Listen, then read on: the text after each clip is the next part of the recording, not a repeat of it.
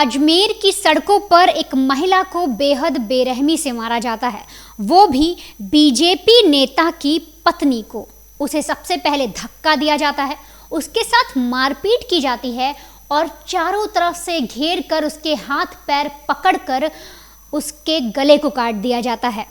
उसका सारा सामान लेकर वो लोग भाग जाते हैं और इसके बाद बेबस लाचार पति सड़कों पर अपनी पत्नी की लाश लिए घूमता है। आपको एक तस्वीर दिखाती हूँ। इस तस्वीर में देखिए, आपको एक पति नजर आ रहा होगा जो रो रहा है, बिलख रहा है और लोगों से बार बार यही कह रहा है कि उसकी पत्नी को उन लोगों ने मार दिया और वो अपनी पत्नी को बचा तक नहीं पाया। अब जरा दूसरी तस्वीर देखिए, यहाँ पर भी आपको एक शख्स दिखाई दे रहा है। ये वही बीजेपी नेता है जो अपनी पत्नी के लिए रो रहा था और अब अस्पताल में भी इसका सदमा आप देखिए, इसका दुख आप देखिए, किस कदर ये आहत है और किस तरह से जो डॉक्टर्स हैं, जो पुलिस की टीम है, वो उसे पानी पिलाने की कोशिश कर रहे हैं। लेकिन खुद को बीजेपी का मंत्री बताने वाला, महामंत्री बताने वाला ये जो नेता है, अगर मैं आपसे कहूं कि इसको अपनी पत्नी के मारे जाने का जरा भी दुख नहीं है तो क्या आप यकीन कर पाएंगे? यकीन मानिए और आपको यकीन करना पड़ेगा कि इस आदमी को अपनी पत्नी के मरने का जरा भी दुख नहीं है, बल्कि ये तो अंदर ही अंदर खुश हो रहा है कि इसकी पत्नी से इसकी जान बच गई, इसकी पत्नी से इसका पीछा छूट गया। मैं आपको आगे कुछ भी बताऊं, इस बीजेपी नेता के सारे काले चिट्ठे बताऊं, उससे पहले आप जरा ये वीडियो सुनिए कि कैसे ये गांव वालों को भरोसा दिला रहा है और बता रहा है कि किस तरह से इसी की आंखों के सामने इसकी पत्नी को किसी और ने मार दिया और ये अपनी पत्नी को बचा नहीं पाया। भैया कौन थे, कहाँ से थे, आप जानते हो क्या उनको? नहीं जानता। नहीं जानते? पत्थर फेंका था, चार्जर पत्थर फेंके? अरे यार, आपके पास गाड़ी की डर है? आपकी इसकी गाड़ी भी लेके ले गया। बोल रहे हैं गाड़ी भी ले गए। कौन गाड़ी? फोन और गाड़ी ले चलो यार। मैं मेरे पापा को फोन कर दिया, एम्बुलेंस को कर दिया, वो अभी वापस फोन कर रहा है, बोल रहा है कि मैं बात करवाता हूँ। हमारे पापा ने बोल एक बार कदम जी भाई साहब सही। अरे फोटो इन्हें सुलोरम मरे लुगाई के साथ में है ना? हाँ जोरदार हो जाएगा वही थे सुलोरम कुत्ता मिले वहाँ से बैठो। थोड़ी जगह छोड़ो, अंदर गिर रहा। तो सुना और देखा आपने इसकी तड़प को, इसकी बेबसी को, इसके दुख को, इसके सदमे को। कहाँ ये लोगों से अपील कर रहा है कि इसकी पत्नी को बचा लिया जाए और अस्पताल पहुंचने के बाद भी पुलिस वालों के सामने इसका ड्रामा जो है वो फुल ऑन चालू है। यहाँ तक कि ये जो पति है ये अपनी पत्नी की लाश को हाथों में उठाकर अस्पताल ले जाता है और वहाँ गुहार लगाता है डॉक्टर से कि कैसे भी करके मेरी पत्नी को बचा लीजिए। इसका नाम है रोहित सैनी, उम्र है 35 साल और ये सिलौरा के मंडल का अपने आप को बीजेपी का महामंत्री बताता है। लोगों के सामने इसकी धाक इसी बात को लेकर है कि ये बीजेपी का नेता है। लेकिन अब इसकी पत्नी का जब कत्ल होता है और कत्ल के बाद जिस तरह से ढोंग करता है, उसके पीछे की कहानी क्या है, और जब पुलिस इस पूरे मैटर का खुलासा करती है तो सच सुनकर हर कोई हक्का बक्का रह जाता है। किसी को यकीन नहीं होता कि जो पति अपनी पत्नी के लिए इस कदर बिलख रहा था, जो बीजेपी नेता इंसाफ मांग रहा था अपनी पत्नी के लिए, वही हत्यारा निकलेगा। दरअसल पूरी कहानी की जो शुरुआत है वो होती है 10 अगस्त को। कैसे, तो सुनिए। जो रोहित सैनी है उनकी उम्र 35 साल है, उनकी पत्नी संजू जिनकी आप तस्वीर देख रहे हैं इनकी उम्र है 32 साल। शादीशुदा जिंदगी थी, ठीक ठाक चल रही थी। 9 तारीख को होता दरअसल ये है कि जो संजू हैं वो अपने भाई को राखी बांधने के लिए अपने घर गई हुई थी और इसी का फ़ायदा उठा लेता है रोहित सैनी। अब होता क्या है आपको मैं समय के अनुसार और एक एक टाइमलाइन समझाती हूँ। 10 अगस्त को जब पत्नी संजू वहाँ से लौट रही होती हैं अपने ससुराल से, तब ये जो पति है ये उन्हें लेने के लिए हाईवे तक जाता है अपने बाइक से और वहाँ पर अपनी पत्नी को पिक करता है और इसके बाद एक तस्वीर इसकी आती है करीब 1:15 पर। ये जो वीडियो है आप देख रहे हैं जो गांव वालों ने बनाया, जहाँ पर ये रो रहा है और गांव वालों को बता रहा है कि कुछ लुटेरों ने इसकी पत्नी को मार दिया। अब इसके बाद सारे आसपास के लोग जब ये मंजर देखते हैं कि एक औरत है जिसका गला कटा हुआ है, खून बह रहा है और आसपास जो है चाकू पड़ा हुआ है, एक तौलिया पड़ा हुआ है और एक आदमी बहुत बुरी तरह से रो रहा है, तो फटाफट इंतज़ाम किया जाता है किसी तरीके से कि उन्हें अस्पताल पहुंचाया जाए। अस्पताल पहुंचाने के बाद वहाँ पर भी ये बिलखता है, रोता है। फ़ौरन पुलिस आती है, पुलिस इन्वेस्टिगेशन शुरू करती है। पुलिस इससे पूरी कहानी पूछती है। सबसे पहले जब पुलिस देखती है तो ये भी, इसकी भी जो हालत थी वो कुछ इस कदर थी कि बेचारा तड़प रहा था और किसी से कुछ कह नहीं पाता। तो ऐसे में पुलिस थोड़ा वेट करती है कुछ घंटे का इसको, ताकि ये थोड़ा शांत हो जाए, और फिर रोहित सैनी से पूछताछ शुरू करती है। अब रोहित सैनी अपने बयान में पुलिस को क्या बताते हैं, आपको एग्जैक्ट बयान बताती हूँ जो उन्होंने पुलिस को बताया। वो बताते हैं अपने आप को, सबसे पहले तो वो भाजपा नेता बताते हैं, फिर बताते हैं कि देखिए दरअसल होता कुछ ऐसा है कि मेरी जो पत्नी है वो 9 अगस्त यानी रक्षाबंधन के दिन अपने घर गई थी। वहाँ पर अपने भाई को उन्होंने राखी बांधी, और इसके बाद जब अगली रोज़ वो वापस लौट रही थी तो करीब 1 बजे मैं उन्हें उस हाईवे पर लेने पहुँचा जहाँ पर बस ने आकर उनको उतारा था। इसके बाद जैसे ही वो मेरे बाइक पर बैठी, हम कुछ आगे बढ़े, तभी देखा कि कुछ बदमाश जो है पीछे से हमें फॉलो कर रहे थे, और उन्होंने आते ही मेरी बाइक को टक्कर मार दी। टक्कर मारते ही मैं और मेरी पत्नी नीचे गिर गए। इसके बाद उसमें से जो एक बदमाश था वो मेरे पास आ गया, उसने मुझे मारने की कोशिश की, और फिर दूसरी तरफ एक शख्स ने मेरी पत्नी से उसके सोने के जेवर, गहने, पैसे लूटने शुरू किए और साथ ही साथ उसके साथ मारपीट शुरू की। आगे वो अपने बयान में पुलिस को बताते हैं, जो पुलिस वाली मैडम थी उनको कहते हैं कि मैडम, जब मैंने कोशिश की कि मैं अपनी पत्नी की तरफ बढ़ूँ, उसे बचाने की कोशिश की, तो उनमें से एक जो लुटेरा था वो मेरी तरफ बढ़ा और उसने चाकू दिखाया, और इसके बाद उन्होंने मेरे साथ मारपीट की। फिर मेरी पत्नी की तरफ जाकर उसे धक्का दिया, उसके ऊपर बैठ गए और यहाँ तक कि उसका गला काट दिया, मतलब गले पर चाकू चला दिया, गला रेत दिया, और इसके बाद जो भी ज्वेलरी थी, जो भी चीज़ें थी, वो उन्होंने छीनी और अपनी बाइक से वो लोग फरार हो गए। जैसे ही वो भागे, मैं अपनी पत्नी के पास गया तो मैंने देखा खून बह रहा था। वहाँ पर बहुत सारे लोग आए, मैंने मदद मांगी, और फिर मैं अपनी बाहों में उठाकर, अपने हाथों में उठाकर अपनी पत्नी को अस्पताल लाया। अब यहाँ तक की सारी कहानी सुनने के बाद सबसे पहली नज़र में पुलिस को समझ में आया कि जो मामला है वो हो ना हो रॉबरी का मामला है, क्योंकि रक्षाबंधन का समय था, अगली रोज़ वाइफ लौट रही थी, उसने गहने पहने होंगे, कानों में इयररिंग्स होंगे, चूड़ियाँ होंगी, बहुत सारी ऐसी चीज़ होंगी, साथ ही साथ कैश भी हो सकता है। पुलिस ने ये कहानी लूटपाट के नज़र से दर्ज की और इसके बाद इन्वेस्टिगेशन शुरू की।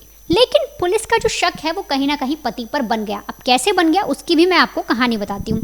जब पुलिस वालों ने रोहित से पूछा कि पूरी आप एक चीज़ बताइए कि आपके वहाँ से क्या क्या गायब हुआ, तो बताते देखिए गहने ले गए, एक फ़ोन ले गए, मेरा फ़ोन छीन कर ले गए, घड़ी ले गए, पर्स ले गए मेरी पत्नी का, उसमें बहुत सारे पैसे थे, और इसके अलावा कुछ चीज़ें और ले गए।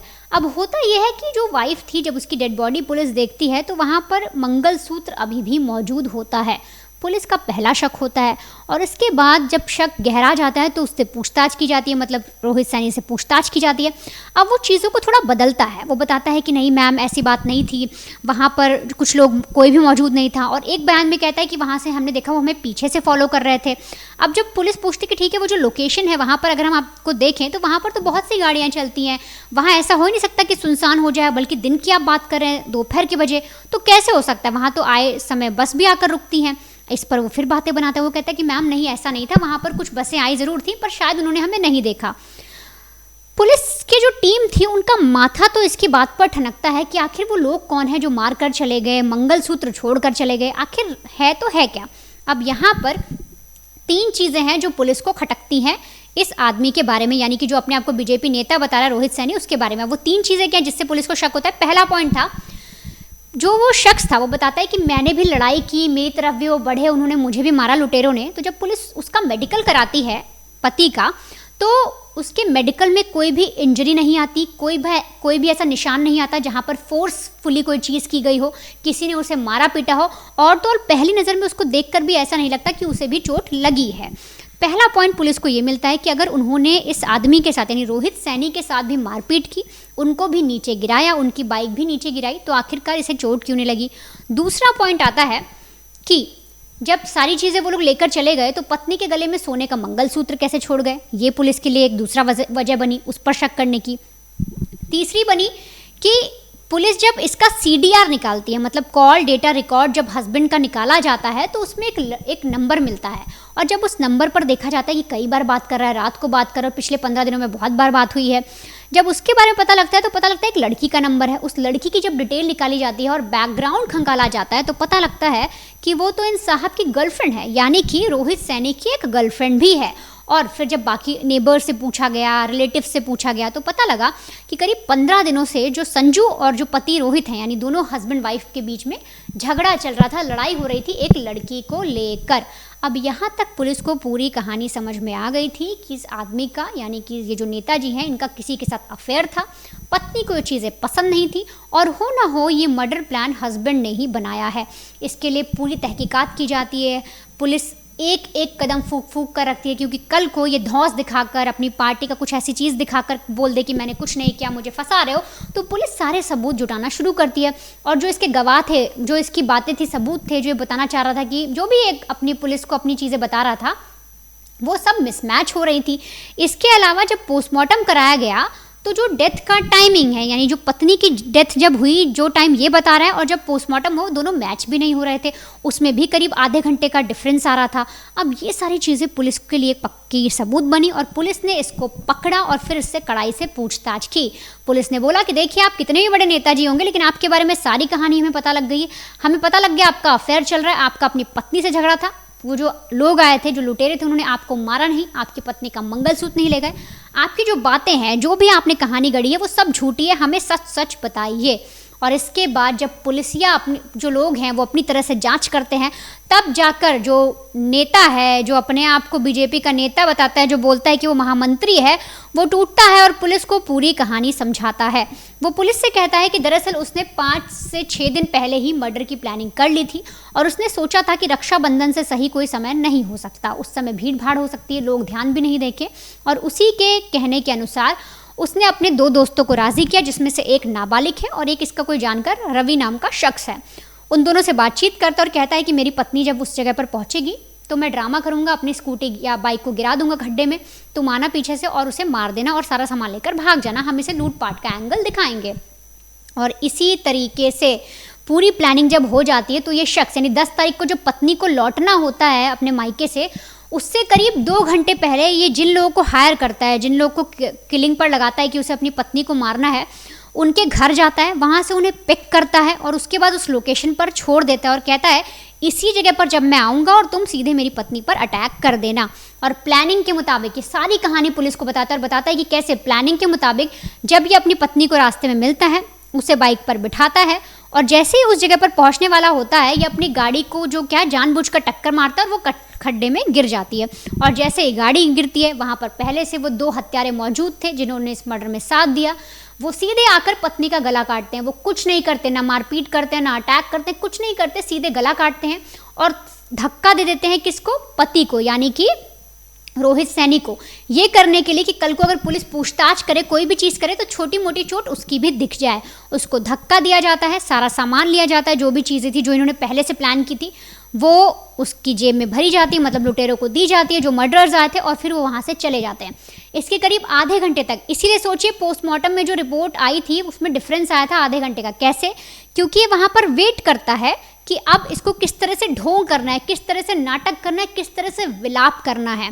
जब पत्नी का कत्ल हो जाता है, गले को काट दिया जाता है, आरोपी फरार हो जाते हैं, उसके आधे घंटे तक सोचता है, विचारता है और फिर पूरी बॉडी को प्लांट करके कुछ लोगों को इकट्ठा करके रो गा कर इस तरह से दिखाता है कि जैसे ना मानो इसके ऊपर दुखों का पहाड़ फूट गया हो। हर किसी को ऐसे दिखाता है, हर किसी के सामने ऐसी कहानी गढ़ता है कि लोग आए, मेरी बीवी को मार कर चले गए, मैं अपनी पत्नी को बचा तक नहीं पाया। और तो और इस कदर इसने प्लानिंग की थी कि एक बार को अगर चीज़ें सही तरह से निकल कर नहीं आती तो ये जो आदमी है बड़ी ही आसानी से बच जाता।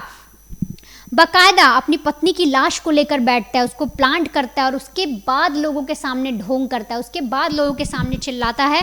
और पुलिस जिस तरीके से इसकी इन्वेस्टिगेशन करती है, सोचिए पहली नज़र में जिस तरह से रोता है, बिलखता है, अस्पताल में जैसा ये ड्रामा करता है, उसे देखकर हर किसी को लगेगा कि इस आदमी को अपनी पत्नी की मौत पर बेहद दुख है, इस आदमी का पूरा जीवन उजड़ गया है, इसके लाइफ से आप समझिए एक तरीके से इसकी ज़िंदगी ख़त्म हो गई अगर पहली नज़र में कोई भी इसे देखे। लेकिन जिस तरह से पुलिस इन्वेस्टिगेशन करती है, छोटी छोटी बारीकियों को, जो अजमेर की पुलिस है जब वो भांपती है कि इसको चोट नहीं लगी, मंगलसूत्र गायब नहीं हुआ, पोस्टमार्टम की जो रिपोर्ट आई उसमें जो डेथ का टाइमिंग है वो चेंज दिख रहा है, इसके अलावा CDR रिकॉर्ड, बहुत ही बारीक चीज़ों से पूरी इन्वेस्टिगेशन को किया जाता है, सुलझाया जाता है। पुलिस सारे सबूत इकट्ठा करती है और इसके बाद रोहित सैनी को अरेस्ट करती है और फिलहाल जो रोहित सैनी है वो पुलिस की गिरफ्त में है।